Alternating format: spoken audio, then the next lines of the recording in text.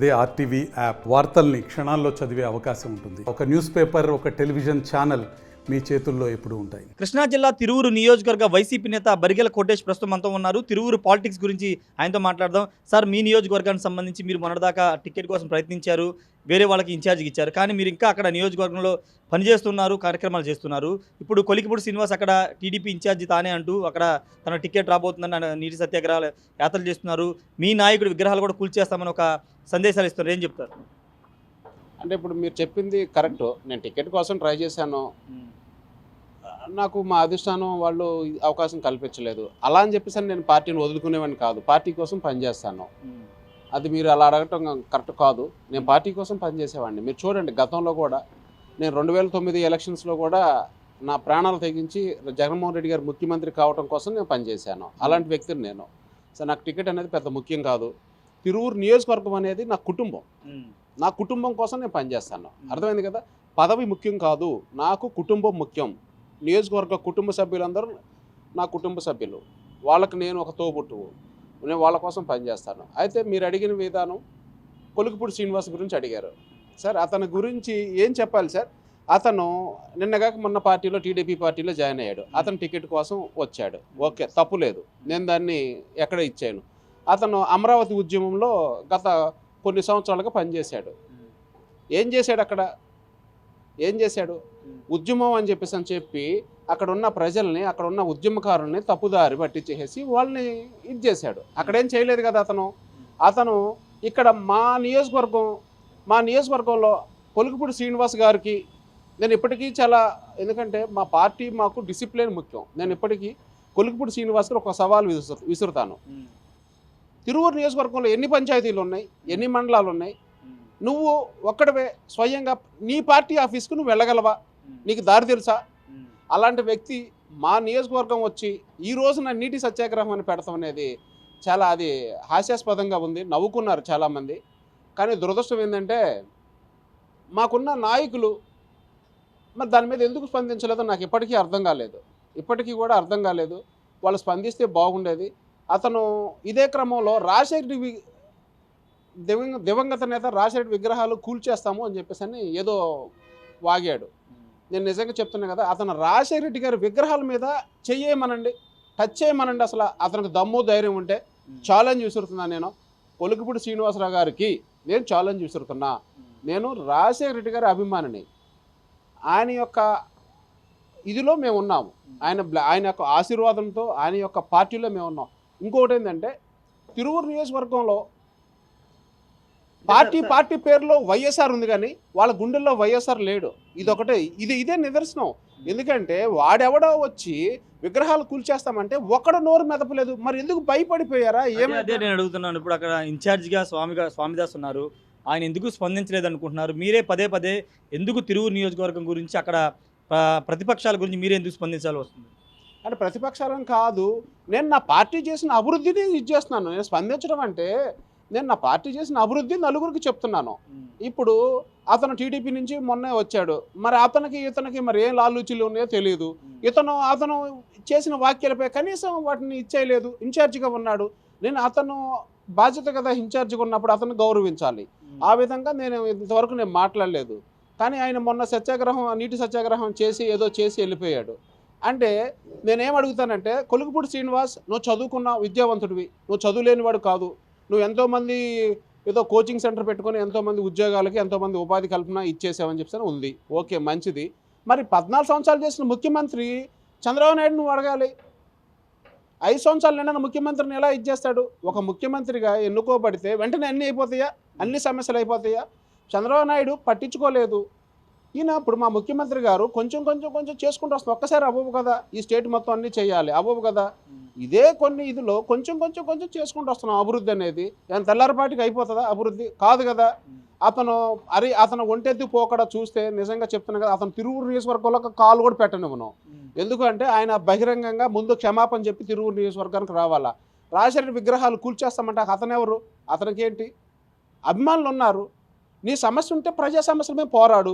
విగ్రహాలు కూల్చేస్తాము, ఇవి చేస్తాం. ఇంకోటి కూడా చెప్తాను. నేను కొలికిపూడి శ్రీనివాసరావు గారికి నేను ఛాలెంజ్ విసురుతున్నా. అసలు నువ్వు మనిషివేనా? నువ్వు చదువుకున్నావా? నీలో చదువుకున్న లక్షణాలు ఉన్నాయా?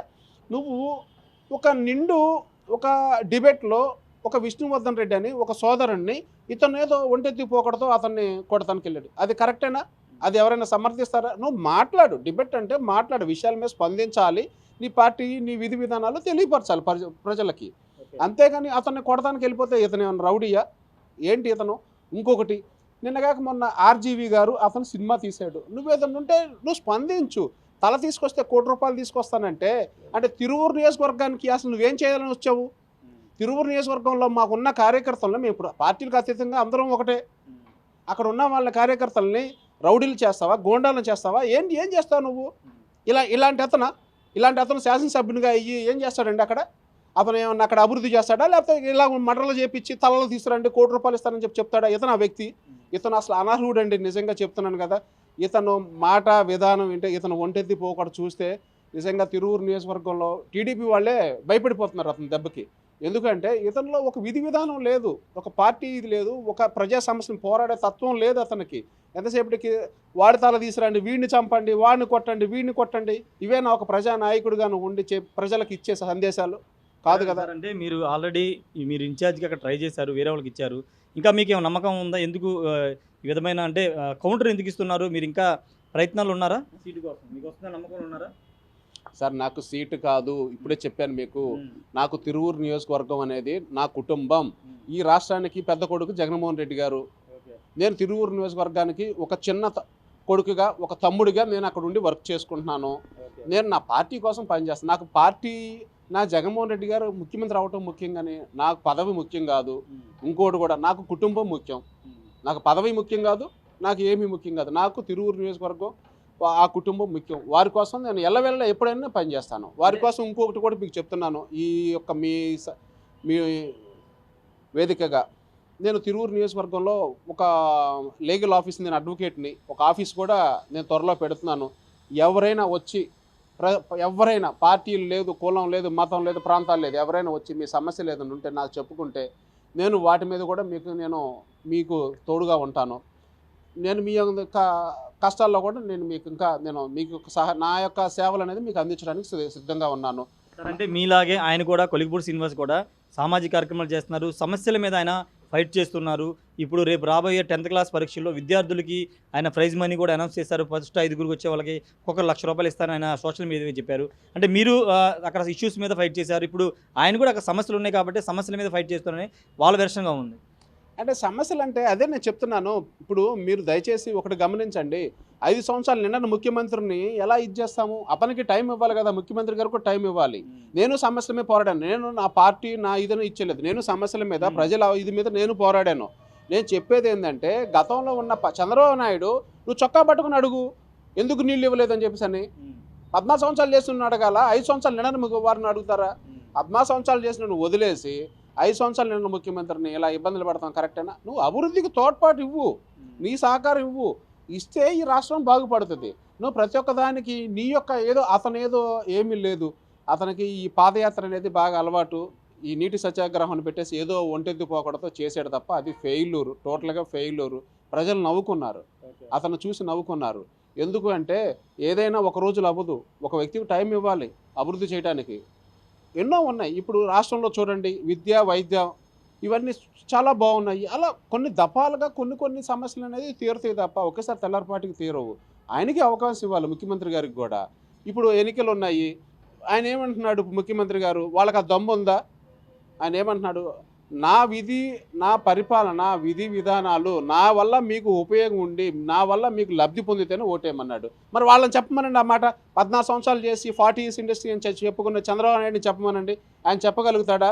కుర్చీ మడత పెట్టాము, అది మడత పెట్టాము, ఇది మడత పెట్టాము అని చెప్పి చెప్పుకోవడం తప్ప వాళ్ళు ఏం మడత పెట్టారు? ప్రజలు ఎప్పుడో మడత పెట్టి పంపించేశారు. ఇంకేం నేను మడత పెట్టడానికి ఏమీ లేదు. ఫైనల్గా ఏం చెప్తారు తిరువూరు నియోజకవర్గానికి సంబంధించి? రాబోయేది అక్కడ టీడీపీ, జనసేన ఉమ్మడి అభ్యర్థి గెలవబోతున్నారంటూ ఈ కొలిగిపూడి శ్రీనివాస్ కానీ లేకపోతే జనసేన వాళ్ళు కూడా చెప్తున్నారు. మీరు మీ ఇక్కడ ఇన్ఛార్జి ప్రకటించిన వాళ్ళతో కలిసి పనిచేసి అక్కడ గెలుపు కోసం కృషి చేయబోతున్నారు, ఏం చేయబోతున్నారు? సార్ నేను పార్టీ కోసం పనిచేస్తాను. నేను పార్టీ, మా ముఖ్యమంత్రి గారిని మళ్ళీ ఆయన మళ్ళీ రాబోయే ఎన్నికల్లో మళ్ళీ ముఖ్యమంత్రిగా చూడటం నా ధ్యేయం. అక్కడ ఉన్న నియోజకవర్గం ఉన్న ప్రతి ఒక్కళ్ళు నా కుటుంబ సభ్యులు, వాళ్ళకి నేను చేదోడు వాదోడుగా నా సేవలు అందించడమే నాకు ఇది.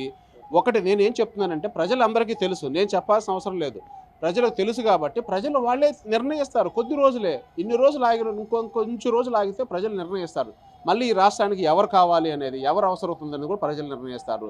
నేను అదే చెప్తున్నా, చంద్రబాబు నాయుడికి ఆ దమ్ము ధైర్యం ఉందా? ఆయన ఇంట్లో కూర్చోమనండి, నచ్చితే విధి నా పరిపాలన నచ్చితే ఓట్లు వేస్తారని చెప్తే మరి ఆయన ఎందుకు చెప్పలేకపోతున్నాడు? మరి ఈయన ఎందుకు చెప్తున్నాడు?